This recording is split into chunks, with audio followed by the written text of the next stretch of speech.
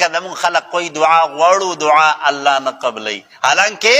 هغه وخت مقرره چې کوم نه هغه بلا نه راغلی که نه او چې کله هغه وخت مقرره راشي که نه نو بیا به صحیح بیا چې کوم نه الله تعالی ولا اسباب هم پیدا کړي اسباب هم ولا الله تعالی پیدا کړي د حضرت موسی علیه السلام دعا الله 40 کاله بعد قبوله کړې وه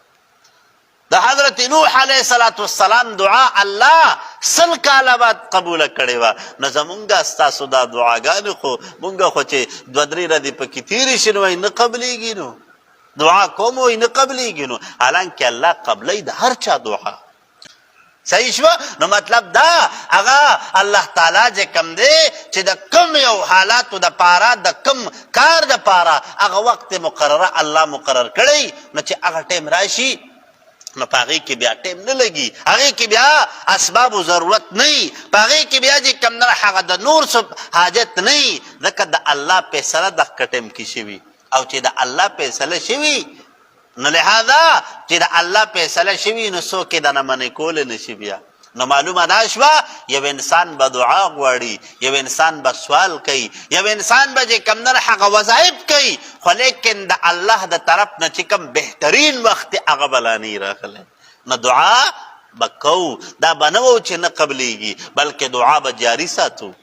دعا به جاری ساتو څومره چې انسان دعا غواړي که نه رسول الله مبارک ارشاد فرمایي وایي چې کله مسلمان دعا غواړي که نه نو دعا د یو انسان الله دعا نه رد کوي هر چا چې دعا غوښتي هغه دعا الله قبلوي خو لیکن د قبولیت به 3 درجې یو درجه به دی چې الله تعالی چې دې څه غواړي هغه وله الله بعینه هغه شی ورکي دویمه درجه به دی چې د دغه دعا په بدل کې الله د دې انسان نه څه تکلیف او څه مصیبت ترې نه لرې کړي او دریمه درجه به د دعا دی چې یو انسان به دعا غواړي او د دغه دعا هغه اجر او ثواب به ورته الله په آخرت کې ذخیره جوړه کړي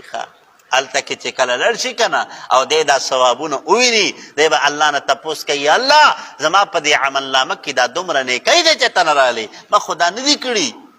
الله تعالی به ورته بنده دا ستا هغه دعاګانې دي چې کومې دعاګانې تا غوښتې وې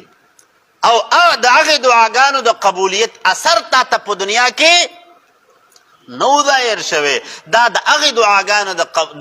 دعاګانو هغه نیکۍ دي چې اوس یې دله در کوم دا انسان به ارمان کوي چې الله کاش چې په دنیا کې مې یو دعا نه وې قبوله شوې اوس په راته یو غټ پڼ میلاو شوی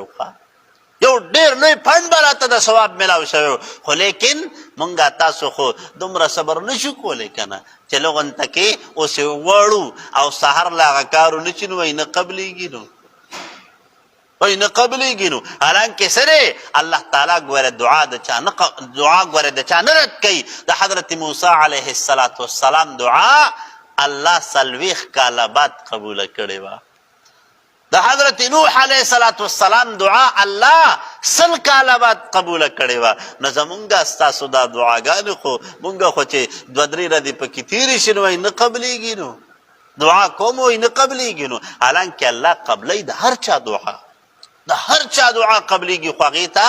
لغونته کې هغه ټیم د الله په علم کې چې کوم بهترین ټیم دی که نه هغه ټیم لا نه راغلی حضرت زکریا علیه السلام